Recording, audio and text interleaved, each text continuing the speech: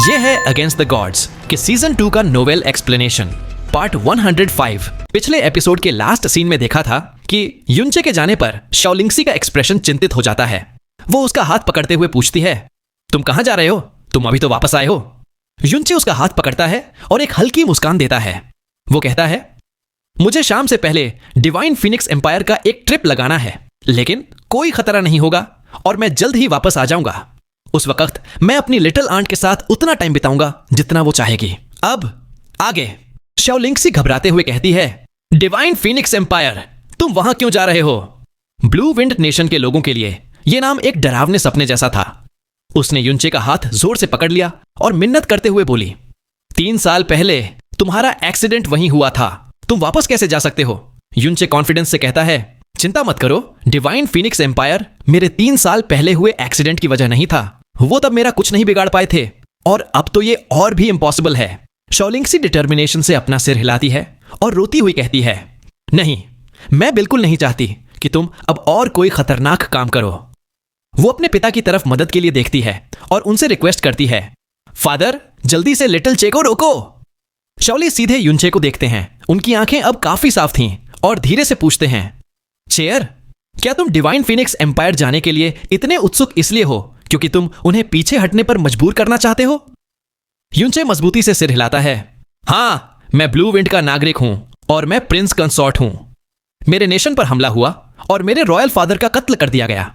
मैं चुप नहीं बैठ सकता। डिवाइन फिनिक्स एम्पायर यहां जितने दिन रहेगा, हमारा नेशन उतना ही सफर करेगा। मुझे जल्द से जल्द जाना ही होगा। शाओली धीरे से सिर हिलाते हैं और हल्की मुस्कान के साथ कहते हैं, चाहे कुछ भी हो, अपनी सुरक्षा का ध्यान रखना, भले ही मेरे और लिंक्सी के लिए ही सही। खुद को खतरे में मत डालना। युनचे जोर से सिर हिलाता है और प्रॉमिस करता है, मैं जरूर करूंगा।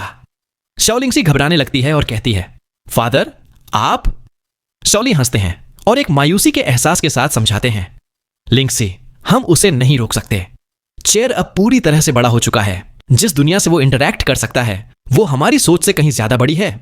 इस बार वो अपने बदले के लिए नहीं बल्कि खुद ब्लू विंड नेशन के लिए जा रहा है। अगर वो अनगिनत लोगों को तकलीफों से बचा सकता है तो हम सिर्फ प्राउड फील कर सकते हैं। हमारे पास उसे रोकने का क्या कारण है? उनके शब्दों ने शाओलिंगसी के डिटर्मिनेशन को पिघला दिया। उसने अपना सिर झुकाया, होंठ काटे और कहा, लेकिन मुझे डर लग रहा है, मुझे बहुत डर लग रहा है। 2 बार उसे खोकर वापस पाने ने उसे अंदर से तोड़ दिया था और अब वो बस सबसे ऊपर उसकी सुरक्षा चाहती थी। युनचे उसे प्यार से समझाते हुए कहता है, लिटिल आंट, चिंता मत करो। मैंने 3 साल पहले आपसे किया वादा तोड़ा था और आपको दुखी किया। इस बार मैं उसे बिल्कुल नहीं तोड़ूंगा। मैं ज्यादा से ज्यादा 1 महीने में वापस आ जाऊंगा। कोई रियल डेंजर नहीं होगा। अगर आपको मुझ पर विश्वास नहीं है तो शाओयुन से पूछ लो। शाओयुन तुरंत सिर हिलाकर कहता है, हाँ हाँ। बिग ब्रदर अब सुपर स्ट्रांग हैं। उनके लिए खतरे में पड़ना मुश्किल है, भले ही वो चाहें। उनके पास एक मैजिकल प्रोफाउंड आर्क है जो स्पेस में तुरंत ट्रेवल कर सकता है। अगर वो डेंजर में होंगे तो वो इमीडिएटली भाग सकते हैं। मुझे उनकी बिल्कुल चिंता नहीं है। शाओयुन का भरोसा पूरा था।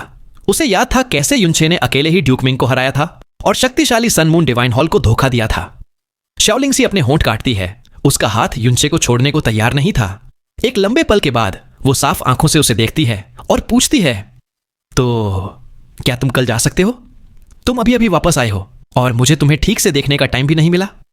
शाओयुन और लिटिल सेवेंथ कल फादर को रिस्पेक्ट देने जा रहे हैं। तुम उन्हें ले जा सकते हो। आज मत जाओ, ठीक है? युनचे उसकी मीठी मिन्नत को मना नहीं कर पाया। उसने हल्के से सिर हिलाया और जवाब दिया, ठीक है, तो मैं कल जाऊंगा। मैंने सालों से लिटिल आंट के हाथ का बना खाना नहीं खाया है। शाओलिंगसी हल्का सा मुस्कुराई। उसकी आंखों में नमी आ गई जब वो उसे देख रही थी। शाओली उसे देख रहे थे और उनके होंठों के कोने पर एक हल्की जानकार मुस्कान आ गई। उस रात डिनर का माहौल खुशियों से भरा हुआ था। शाओलाए, जिन्हें आमतौर पर कम भूख लगती थी, उन्होंने चावल के 3 बड़े बोल्स खाए। उनका चेहरा चमक रहा था और वो पिछले 3 सालों में मिलाकर जितना नहीं हंसे थे उससे ज्यादा दिल खोलकर हंस रहे थे। डिनर के बाद युनचे ने शाओयुन को बाहर बुलाया।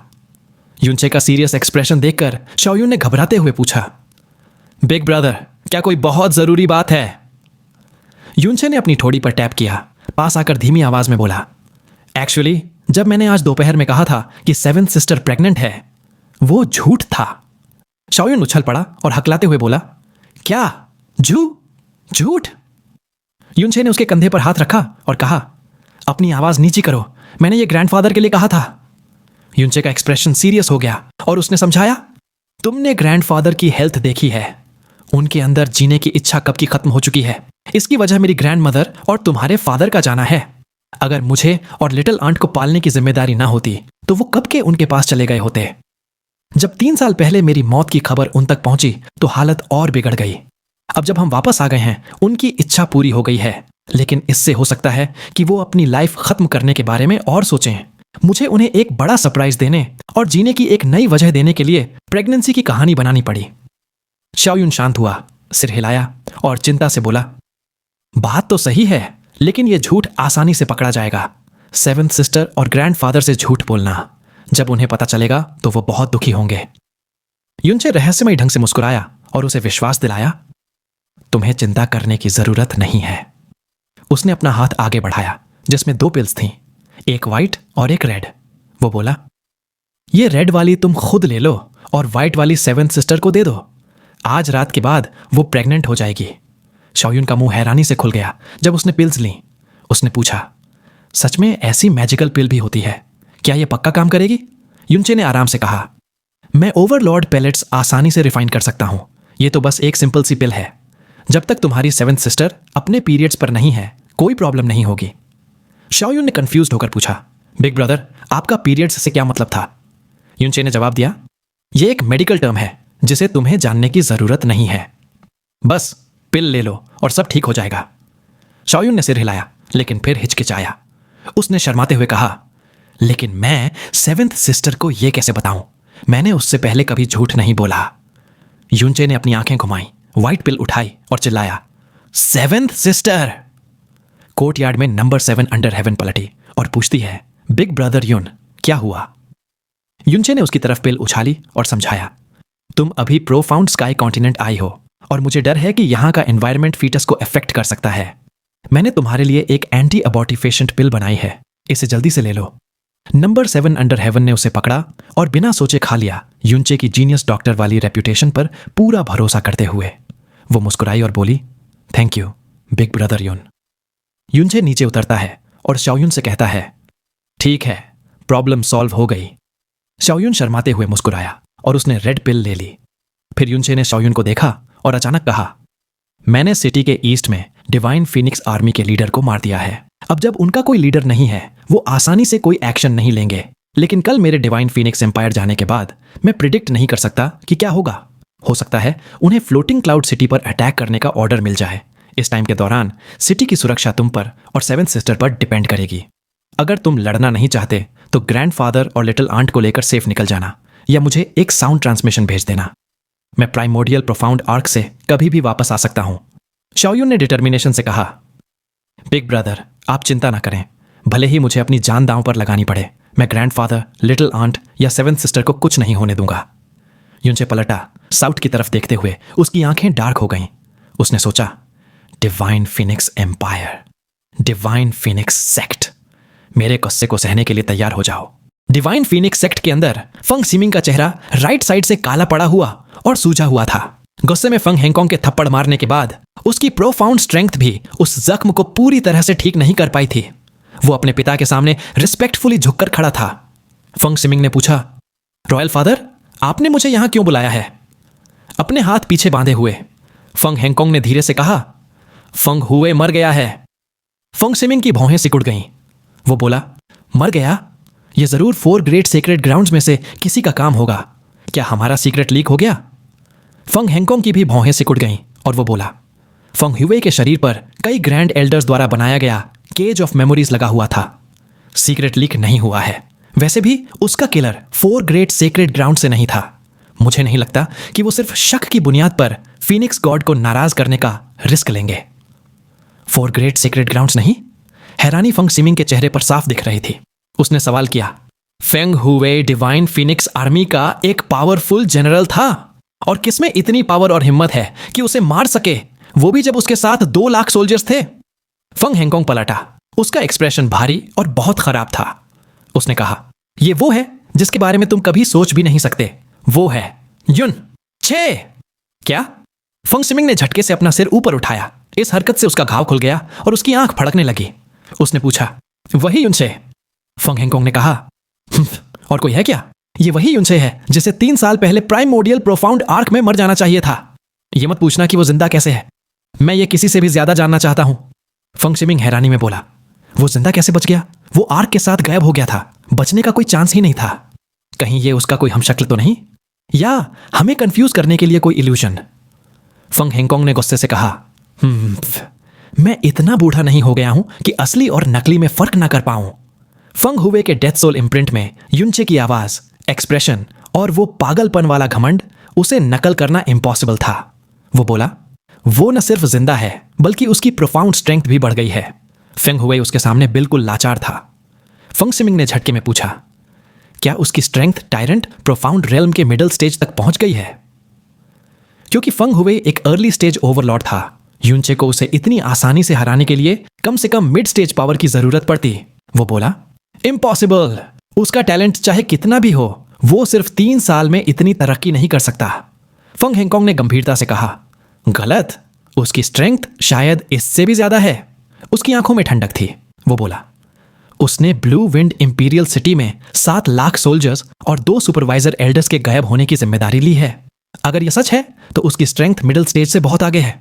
यह पॉसिबल है कि वो टायरेंट प्रोफाउंड रेल्म के लेट स्टेज तक पहुंच गया हो। फंग सिमिंग ने बिना हिचकिचाए सिर हिलाया। वो बोला, यह तो और भी इम्पॉसिबल है। तब उसने अपनी पूरी ताकत से मुश्किल से सिलुओ को हराया था, जिसकी स्ट्रेंथ एम्परर प्रोफाउंड रेल्म के 9th लेवल पर थी। 3 साल में लेट टायरेंट प्रोफाउंड रेल्म तक पहुंच जाना सुनने में भी नहीं आता, भले ही उसने ग्रेट शिफ्टिंग गोल्ड पिल खाई हो।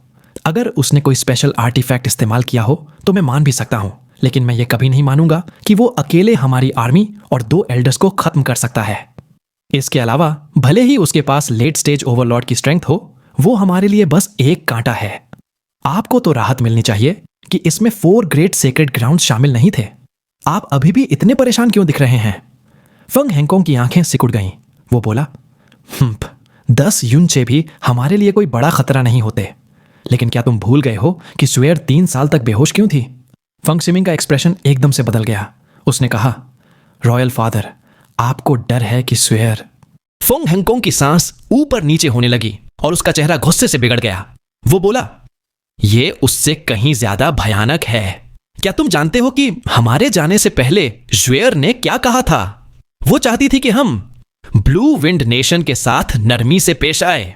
फेंग सिमिंग अब सिचुएशन की गंभीरता को समझने लगा। उसने पूछा, मैं सब क्या इसलिए आपने ब्लू विंड में सेना भेजने की सारी बातों पर बैन लगा दिया था? फंग हेंगकोंग ने अपनी मुट्ठियां भींची और बोला, हम श्वेयर की रिक्वेस्ट को मना कैसे कर सकते थे? 3 साल पहले युनचे ने उसकी जान बचाई थी और वो उसकी वजह से 3 साल तक बेहोश रही, यहां तक कि उसके लिए रोई भी। क्या तुमने स्वेयर को पहले कभी रोते हुए देखा है? फंग हेंगकोंग का शरीर गुस्से और बेचैनी से कांपने लगा। वो बोला, हम कब से जानते हैं कि उसके लिए उसकी फीलिंग्स सिर्फ शुक्रिया से कहीं ज्यादा हैं। ज्वेयर ने स्नो फिनिक्स नाम का एक आइस टाइप प्रोफाउंड बीस्ट हासिल किया है। वो सिर्फ ब्लू विंड नेशन के snow region of extreme ice में पाए जाते हैं और युनचे एक बार उस पर सवार हुआ था। फेंग सिमिंग धीरे से बोला, तो क्या इसका मतलब? फंग हेंगकोंग ने समझाया, फिनिक्स पर्चिंग वैली वापस आने से पहले श्वेयर ने snow region of extreme ice जाने की रिक्वेस्ट की, जहां एक ही पावर है, फ्रोजन क्लाउड एसगार्ड, और युनचे फ्रोजन क्लाउड एसगार्ड का मेंबर था। हर एक शब्द के साथ फेंग सिमिंग का एक्सप्रेशन और गहरा होता जा रहा था। उसने पूछा, क्या इसका मतलब यह है कि स्वेयर और युनचे 7 नेशन रैंकिंग टूर्नामेंट से पहले से एक दूसरे को जानते थे? फेंग हेंगकोंग का गुस्सा दुश्मनी में बदल गया और हॉल का टेम्परेचर बढ़ने लगा। वो बोला, हमें पहले ही समझ जाना चाहिए था। युनचे के स्वभाव के साथ वो सिर्फ इसलिए अपनी जान दांव पर नहीं लगाता क्योंकि उसने उसकी मदद की थी, और ज्वेयर सिर्फ शुक्रिया के लिए इतनी दुखी नहीं होती। फंग ज्वेयर वो डिवाइन फीनिक्स सेक्ट को स्वर्ग से मिला एक हीरा थी, उसका सबसे बड़ा गर्व, और उसके लिए अपनी जान या पूरे सेक्ट से भी ज्यादा कीमती थी। फिर भी उसने एक दुश्मन के लिए आंसू बहाए थे। वो अपनी बेटी को कभी दोष नहीं दे सकता था, लेकिन युनचे के लिए उसकी नफरत फट पड़ी थी। फीनिक्स ब्लड लाइन रखने का अपमान अब इसके सामने कुछ भी नहीं था। ज्वेयर की रिक्वेस्ट ने उसे पहले ही उलझन में डाल दिया था, जिसकी वजह से पूरे शहर में इस मामले पर चर्चा करने पर रोक लगा दी गई थी। और अब युनचे जिंदा था। वो कल्पना भी नहीं कर सकता था कि अगर स्वेयर को यह पता चल गया तो क्या होगा। फेंग सिमिंग ने शांत रहने की कोशिश की, उसने कहा, लेकिन श्वेयर हमेशा फीनिक्स रेल्म या फीनिक्स पर्चिंग वैली में रहती है। वैली एन्चांटमेंट्स और ग्रेट फीनिक्स फॉर्मेशन से प्रोटेक्टेड है, जिसे सिर्फ हमारे सेक्ट के मेंबर्स ही पार कर सकते हैं। युनचे उससे कांटेक्ट नहीं कर सकता था। फंग हेंगकोंग का एक्सप्रेशन और भी गहरा हो गया। उसने कहा, प्रॉब्लम ग्रेट फीनिक्स फॉर्मेशन ही है। वो सिर्फ हमारे सेक्ट के मेंबर्स को अंदर नहीं आने देता। भूल मत, युनचे के पास भी फीनिक्स ब्लड लाइन है। वो आराम से अंदर आ सकता है। 3 साल पहले रैंकिंग टूर्नामेंट से ठीक पहले तुमने मुझे बताया था कि प्रिंस चनर का चीफ बॉडीगार्ड फॉर्मेशन के अंदर बुरी तरह से मारा गया था। फंग शिमिंग झटके में आ गया। उसका एक्सप्रेशन बुरी तरह से बदल गया। उसने पूछा, रॉयल फादर, क्या आप कह रहे हैं कि युनचे ने फेंग चिहुओ को मारा और फिर वो फॉर्मेशन पार करके फीनिक्स पर्चिंग वैली में श्वेयर से मिलने गया? फंग हेंगकोंग ने गंभीरता से कहा, बहुत ज्यादा पॉसिबिलिटी है। उसकी मुट्ठियां कस गईं। उसने उस समय एक मामूली बॉडीगार्ड की मौत को नजरअंदाज कर दिया था। टूर्नामेंट में उलझा हुआ था, लेकिन ज्वेयर के जागने के बाद उसके अजीब बिहेवियर ने उसे वो छोटी सी बात याद दिला दी। फंग हेंगकोंग ने दांत पीसते हुए कहा, ज्वेयर बिल्कुल मासूम और भोली है। युनचे के पास डिवाइन फीनिक्स ऑरा है, इसलिए वो उससे सावधान नहीं रहेगी। वो बातों में भी बहुत माहिर है, जैसा उसने टूर्नामेंट के दौरान साबित किया। वो उसके जादू का सामना नहीं कर पाई होगी। जितना वो इस स्पेक्यूलेशन के बारे में सोचता, उतना ही उसे यकीन होता जा रहा था। अब फंग शिमिंग से भी एक दुश्मनी भरी ऑरा निकलने लगी। उसने पूछा, हमें क्या करना चाहिए? फंग हेंगकोंग ने कहा, उसकी आवाज में गहरा किलिंग इंटेंट था। हम उसे मारेंगे, जितनी जल्दी हो सके उतनी जल्दी। किसी भी हालत में हम श्वेयर को उससे मिलने नहीं दे सकते। नहीं, हम उसे यह तक नहीं पता चलने दे सकते कि वो जिंदा है। उसने अपने दांत पीसते हुए बात खत्म की। मिंगर, एल्डर्स को कल दोपहर यहां इकट्ठा होने के लिए इन्फॉर्म करो और हमें युनचे को मारने के लिए एक ग्रैंड एल्डर को भेजना ही होगा। भले ही उसके लेट स्टेज ओवरलॉर्ड होने का चांस कम हो, उसे मरना ही होगा। अपनी जिंदगी में उसने कभी इतनी गहरी नफरत महसूस नहीं की थी। एक 20 साल के लड़के को मारने के लिए एक कॉर्नरस्टोन ग्रैंड एल्डर को भेजना, यह एक ऐसी बात थी जिस पर विश्वास नहीं किया जा सकता था। फिर भी फंग शिमिंग को कोई झटका नहीं लगा। जैसा उसके पिता ने कहा, युनचे को मरना ही था। उसकी जिंदगी फंग श्वेयर के साथ जुड़ी चीजों के सामने बेकार थी। फंग शिमिंग ने गंभीरता से झुकते हुए कहा, मैं समझ गया। फंग हेंगकोंग की सांस ऊपर नीचे हुई। फिर उसने खुद को शांत किया और बड़बड़ाया, लगता है हमें श्वेयर की स्नो रीजन की ट्रिप को तब तक के लिए रोकना पड़ेगा जब तक युनचे खत्म नहीं हो जाता। वो पलटा। उसकी नजर अपने बेटे के सूजे हुए चेहरे पर पड़ते ही नरम हो गई। उसने कहा, मिंगर, क्या तुम्हारे चेहरे में अभी भी दर्द है? तुम्हारे रॉयल फादर ने अपना कंट्रोल खो दिया था और माफी मांगते हैं। फंग शिमिंग ने हैरानी से जवाब दिया, आप ये क्या कह रहे हैं रॉयल फादर? मैंने गलत बोला और श्वेयर को परेशान किया। आपकी डांट जायज थी। मुझे सिर्फ शर्म महसूस हो रही है, नफरत नहीं। आपके ये शब्द मुझे और बुरा फील करा रहे हैं। फंग हेंगकोंग ने तसल्ली से हंसते हुए कहा, है और अपना हाथ हिलाया। उसने कहा, तुम जा सकते हो। आज हमने जो डिस्कस किया है वो हमारे बीच ही रहेगा। समझ गया, मैं इस बारे में किसी से बात नहीं करूंगा। मैं चलता हूं। मेन हॉल से निकलते ही फंग शिमिंग का शांत एक्सप्रेशन गायब हो गया। उसने ऊपर देखा, अपने सूजे हुए गाल को छुआ और उसका चेहरा गुस्से से बिगड़ गया। उसकी आंखें चौड़ी हो गईं, जिनमें एक खतरनाक बर्फीली किलिंग इंटेंट भरी हुई थी। उसके भींचे हुए दांतों के बीच से खून रिसने लगा। उसने फुसफुसाते हुए कहा, युन, तेरी हिम्मत कैसे हुई? तेरी हिम्मत कैसे हुई? उस रात फ्लोटिंग क्लाउड सिटी को आखिरकार लंबे इंतजार के बाद शांति मिली। फंग हुए की मौत के साथ बिना लीडर के डिवाइन फीनिक्स आर्मी ने अपना मिशन रोक दिया और घबराहट में शांत हो गए। न तो वो पीछे हटे और न ही शहर को और परेशान किया। उसी कोर्टयार्ड में जहां वो 16 साल तक रहा था, युनचे अपने नरम बिस्तर पर लेटा हुआ था। कमरा अपनी जानी पहचानी महक और चमकीले लाल पर्दों के साथ ज्यादा बदला नहीं था। उसे एक पल के लिए धुंधला सा एहसास हुआ, जैसे वो सिया किंगयू के साथ अपनी शादी की रात में वापस आ गया हो। लेकिन यह कमरा शॉलिंगसी की कड़ी मेहनत का नतीजा था। वो रोज आती थी ताकि उससे जुड़ी हर चीज को संभाल कर रख सके। युनचे बड़बड़ाया, शादी को 6 साल और 7 महीने हो गए हैं। उसने ध्यान से लाल पर्दे उठाए। वो मुस्कुराया और सोचा, उसी रात मैं तुमसे मिला था जैस्मिन। अगर मैं तुमसे ना मिला होता तो मेरी जिंदगी बिल्कुल अलग होती। एक बार के लिए जैस्मिन गहरी नींद में नहीं थी। उसने शांति से जवाब दिया, अगर तुम मुझसे नहीं मिलते तो अपनी मौत को दावत देने वाली पर्सनैलिटी के साथ तुम अब तक 100 बार मर चुके होते। युनचे पलटकर कहता है, तुम भी तो वैसी ही हो।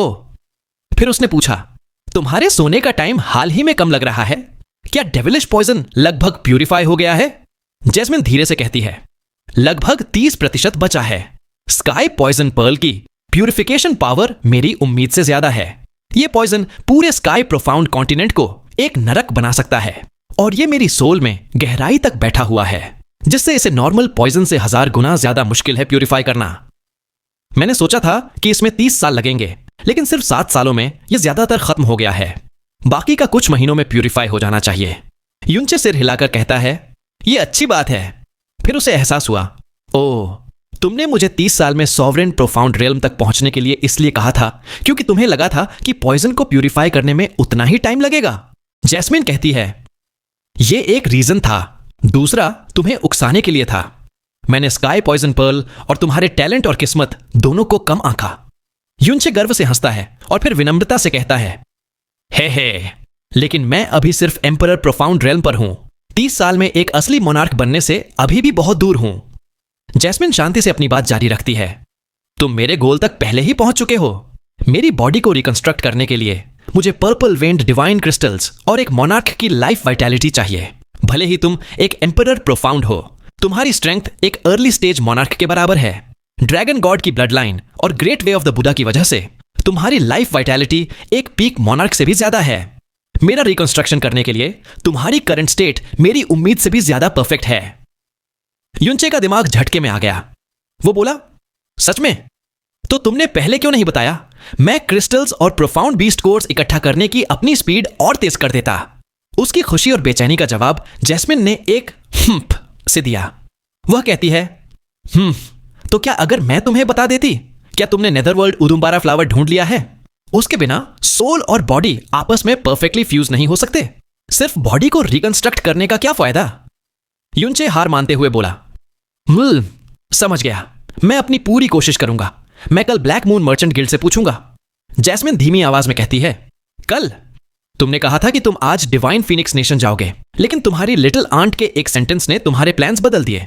तुम्हारे उसूल लड़कियों के सामने कुछ नहीं है। ये तुम्हारी एक सेक्स फील्ड वाली पर्सनैलिटी को सूट करता है। अगर तुम एक दिन बुरी तरह से मरोगे तो वो जरूर एक लड़की की वजह से होगा। जैसे ही वो बोल रही थी, युनचे के गले में पड़ा मिरर ऑफ समसारा एक हल्की सिल्वर रोशनी से चमका, जिसे उन दोनों में से किसी ने नोटिस नहीं किया। युनचे अपने हाथ सिर के पीछे रखकर मुस्कुराते हुए कहता है, हाँ, हो सकता है तुम्हारी वजह से हो। फिर तुम मुझे अपनी अगली जिंदगी में मिलोगी और मुझे अपना कर्ज चुकाने के लिए फिर से मजबूर करोगी। यह इतना बुरा भी नहीं लग रहा। जैस्मिन बस नफरत से करती है। थोड़ी देर बाद युनचे ने अपनी आंखें खोली। उसके होठों पर एक शैतानी मुस्कान थी। वो बड़बड़ाया, ग्रैंडफादर और बाकी सब अब तक सो गए होंगे। वो चुपके से अपने कमरे से बाहर निकला और एक लगभग ना दिखने वाली झलक में शाओलिंगसी के कोर्टयार्ड में पहुंच गया। उसके कमरे में अभी भी रोशनी थी। खिड़की से उसकी परछाई देखकर युनचे मुस्कुराया और अपनी कलाई के एक झटके से उसने बिना आवाज किए खिड़की खोली और अंदर उड़ गया। इससे पहले कि शाओलिंगसी चिल्ला पाती, एक हाथ उसकी कमर के चारों ओर लिपटा और उसके होठों को जबरदस्ती किस किया गया। उसकी छटपटाने की कोशिश कमजोर पड़ गई जब उसने जानी पहचानी महक को पहचाना और उसका शरीर उसकी बाहों में पिघल गया। प्रोफाउंड एनर्जी की एक लहर ने रोशनी बुझा दी। जब शाओलिंगसी अभी भी प्यार भरे ख्यालों में खोई हुई थी, युनचे ने उसे बिस्तर पर धकेल दिया। अपने हाथ के एक हल्के झटके से उसकी बटरफ्लाई बेल्ट और बटन्स खुल गए। उसका हाथ उसके कपड़ों के नीचे सरक गया, उसकी कमर से ऊपर जाकर एक सॉफ्ट फुल हिस्से को थाम लिया। शाओलिंगसी की आंखें एक सिसकी के साथ खुल गईं। उसे पहले भी उसने परेशान किया था, लेकिन हमेशा कपड़ों के ऊपर से। इस बार बात अलग थी। अपनी घबराहट में उसने उसके अंदर आते हुए टंग पर काट लिया। युनचे रुक गया। अपने नीचे लेटी हुई उस लड़की को देखा। उसकी घबराई हुई, कांपती हुई सांसों को देखकर उसे अपनी हद पार करने पर अफसोस हुआ और वो अपना हाथ उठाने लगा। अचानक एक नरमी नीचे दबी और उसका हाथ एक बार फिर भर गया। वो फुसफुसाई, अपना सिर उसके सीने पर रखे और आंखें कसकर बंद किए हुए, मुझे पकड़कर सो जाओ, छोड़ना मत, पूरी रात। युनचे मुस्कुराया, उसे उठाया और बिस्तर पर जोर से गले लगा लिया, बिल्कुल वैसे ही जैसे वो बचपन में करते थे। वो नींद में बोलने जैसा बड़बड़ाई, लिटिल चे, तुम मुझे फिर कभी छोड़कर नहीं जा सकते। युनचे ने धीरे से जवाब दिया। उसके दिमाग में जैस्मिन की आवाज किलिंग इंटेंट के साथ गूंजी। ये बड़ा वाला सेक्स फींड इसने अपनी लिटिल आंट पर भी हाथ साफ कर लिया। अगली सुबह शाओयुन और नंबर 7 अंडर हेवन के साथ शाओयिंग कपल को श्रद्धांजलि देने के बाद युनचे ने शाओलिंगसी और शाओली को अलविदा कहा। वो ब्लू विंड इंपीरियल सिटी की तरफ उड़ गया, जो अभी भी टेंशन में था लेकिन पहले से कम डरा हुआ था। जब उसने कांग युए को डिवाइन फीनिक्स आर्मी को पीछे हटने पर मजबूर करने का अपना प्लान बताया तो वो उसके कंधे पर सिर रखकर अपने पिता की पेंटिंग को देखने लगी। उसने धीरे से कहा, हस्बैंड, मैं अपने पिता की इकलौती बेटी हूं। उनका कत्ल एक ऐसा गुस्सा है जिसे भुलाया नहीं जा सकता, लेकिन मैं एम्प्रेस हूं और ज्यादा झगड़े से हमारे लोगों को और दुख ही मिलेगा। अगर डिवाइन फीनिक्स आर्मी पीछे हट जाती है और वादा करती है कि वो फिर कभी हमला नहीं करेगी। कांग युए ने अपनी आंखें बंद की। वो बोली, तो हम वक्ती तौर पर बदले के बारे में भूल सकते हैं। युनचे मुस्कुराया, ये जानते हुए कि वो नेशन से ज्यादा उसके लिए चिंतित थी। उसने कहा, युएर, चिंता मत करो, मुझे पता है क्या करना है। श्यायुअनबा ने अपनी मुट्ठियां टकराईं, जिससे महल हिल गया। वो बोला, ब्रदर इन लॉ, मैं आपके साथ चलूंगा। मैं उन डिवाइन फीनिक्स के कमीनों के घर तोड़ फोड़ दूंगा। युनचे ने निर्देश दिया, नहीं युअनबा, तुम यहीं रहो, मैं अकेला काफी हूं। ब्लू विंड इंपीरियल सिटी हमारी आखिरी डिफेंस लाइन है। अगर मैं उन्हें गुस्सा दिला देता हूं और वो मुझे पकड़ नहीं पाते तो हो सकता है वो अपना गुस्सा यहां निकालें। तुम्हें इस जगह की रक्षा करनी होगी। मैं बिना चिंता के जा सकता हूं क्योंकि तुम यहां हो। श्यायुअनबा ने जोर से सिर हिलाया। वो बोला, चिंता मत करो, मेरे यहां रहते हुए कोई भी पास नहीं आ सकता। युनचे अपने दोस्त की तरफ मुड़ा। वो बोला, ब्रदर अंडर हेवन, मैं आपको भी थोड़ी तकलीफ दूंगा। मैं आपको और 7th सिस्टर को यहां खेलने के लिए लाया था, इस सब परेशानी के लिए नहीं। नंबर 1 अंडर हेवन शांति से मुस्कुराया। उसने कहा, हे ब्रदर युन, आपको इतना फॉर्मल होने की जरूरत नहीं है। मुझे विश्वास है कि आपकी एबिलिटी के साथ एक मामूली सा डिवाइन फीनिक्स नेशन जिक्र करने लायक भी नहीं है। युनचे घमंड से हंसा। उसने कहा, ऑफ कोर्स। उसने कांग युए को गले लगाया और वादा किया, युएर, मैं वापस आऊंगा, बस मेरा इंतजार करना। मैं डिवाइन फीनिक्स नेशन से तुम्हारे लिए पूरी सिंसेरिटी के साथ एक जवाब दिलवाऊंगा। उसने उसके माथे पर किस किया, फिर प्राइमोडियल प्रोफाउंड आर्क को बुलाया और एक स्पेशल वर्लपूल में गायब हो गया। डिवाइन फीनिक्स सेक्ट का मेन ब्रांच सिटी सेंटर के थोड़ा वेस्ट में था, जबकि black moon merchant guild divine Phoenix city के बिल्कुल बीच में था। गिल्ड की जमीन बहुत बड़ी थी, एक छोटे से टाउन के बराबर, और वहां एक 8 मंजिला बिल्डिंग थी जो इतनी ऊंची थी जैसे आसमान को चीर रही हो। उसकी छत पर एक विशाल ब्लैक क्रेसेंट मून का लोगो शहर के किसी भी कोने से दिखाई देता था। गिल्ड के सामने का प्लाजा हमेशा लोगों से भरा रहता था, लेकिन कुछ ही प्रोफाउंड प्रैक्टिशनर्स को कभी अंदर एंट्री मिलती थी, और जिन्हें मिलती भी थी वो ज्यादातर पहले 2 फ्लोर्स तक ही सीमित रहते थे। ब्लैक मून प्लाजा पर एक ब्लैक रोब में लड़का पहुंचा, जिसका चेहरा साधारण सा था। उसने ऊपर जेड जैसी बिल्डिंग को देखा, जो ब्लू विंड इंपीरियल फैमिली के पैलेस से कहीं ज्यादा शानदार थी। वो लड़का बड़बड़ाया, इसकी हिस्ट्री डिवाइन फीनिक्स सेक्ट से भी लंबी है और इसका बैकग्राउंड भी समझ से परे है। उम्मीद है ये मुझे डिसअपॉइंट नहीं करेगा। और वो जेड स्टेज पर बने एक प्रोफाउंड अरे की तरफ चल पड़ा। एक पर्पल रोशनी ने उसे घेर लिया और वो अरे में गायब हो गया, जिससे आसपास की भीड़ हैरान रह गई। ब्लैक मून मर्चेंट गिल्ड के पहले 6 फ्लोर्स में एंटर करने के लिए किसी को अपनी क्वालिफिकेशन साबित करने के लिए एक जेड स्टेज पर स्ट्राइक करना पड़ता था, लेकिन 7th फ्लोर अलग था। एक बार जब कोई क्वालिफाई कर लेता तो टेलीपोर्टेशन एरे उसके एसेंस को याद कर लेता, जिससे वो फ्यूचर में सीधे एंटर कर सकता था। जो लोग 7th फ्लोर में एंटर कर सकते थे उन्हें बाकी सबसे अलग ही दुनिया का माना जाता था। जब प्रोफाउंड लाइट कम हुई, युनचे ने अपनी आंखें खोली तो उसे एक अनंत सा गार्डन दिखा। उसके सामने अलग अलग ड्रेस पहने 3 खूबसूरत लड़कियां उसकी तरफ आईं और थोड़ा सा झुककर उसे प्रणाम किया। उनमें से एक बोली, ब्लैक मून मर्चेंट गिल्ड में आपका स्वागत है यंग मास्टर युन। मिस्टर जी आपका इंतजार कर रहे हैं, प्लीज मेरे साथ चलिए। युनचे ने सोचा, मेरे भेष बदलने के बावजूद ये जानते हैं कि ये मैं हूं। टेलीपोर्टेशन अरे ने जरूर मेरे एसेंस को पहचान लिया होगा। उसने अपना चेहरा रगड़कर अपना असली रूप जाहिर किया। युनचे मुस्कुराते हुए बोला, तो फिर मुझे आप तीनों लिटिल सिस्टर्स को तकलीफ देनी पड़ेगी।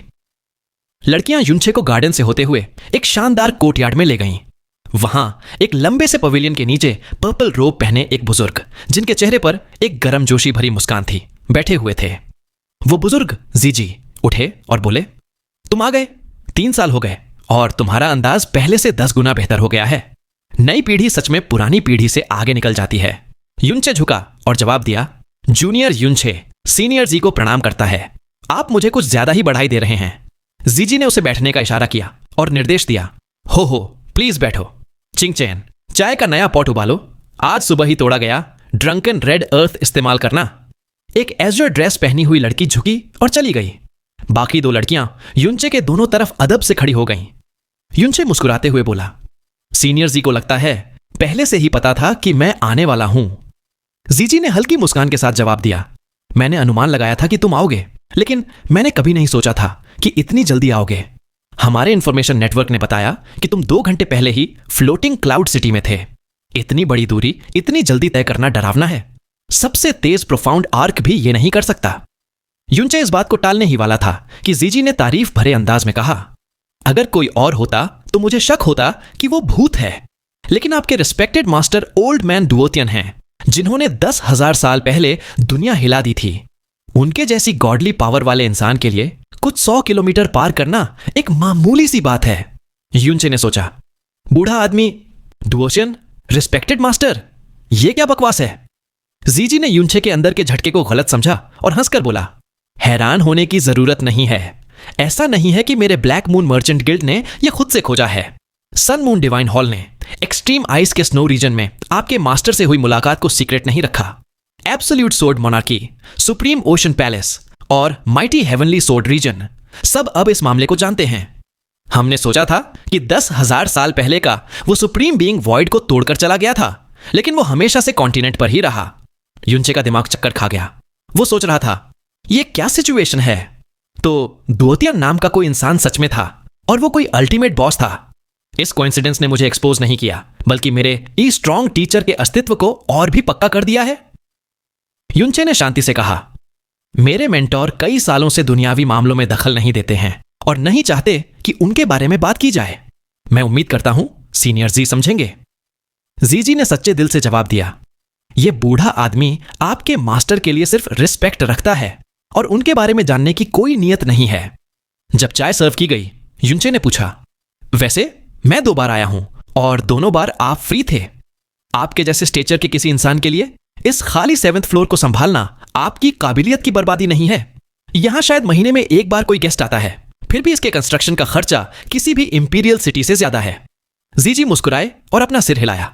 उन्होंने कहा, ऐसा नहीं है, नीचे के 6 फ्लोर्स के कस्टमर्स हमारे अजीज मेहमान हैं। जो लोग यहां एंटर करने की क्वालिफिकेशन रखते हैं वो मेरे ब्लैक मून मर्चेंट गिल्ड की लाइफलाइन है। युनचे ने धीरे से सिर हिलाया।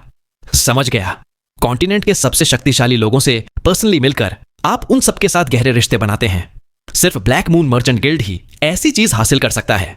जीजी मुस्कुराए और बोले, हो लो थोड़ी चाय पियो। युनचे ने एक ही घूंट में चाय पी ली और मुस्कुराते हुए कहा, सीनियर जी की चाय एक खजाना है, लेकिन मैंने इसे बर्बाद कर दिया क्योंकि मुझे चाय छकने की कला का ज्ञान नहीं है। वीडियो को लाइक और हाइप करके, चैनल को सब्सक्राइब करके हमारी छोटी सी फैमिली का हिस्सा बन जाइए। साथ ही जिनसे कल तक का इंतजार नहीं हो रहा, वो मेंबरशिप लेकर कल का वीडियो आज ही देख पाएंगे।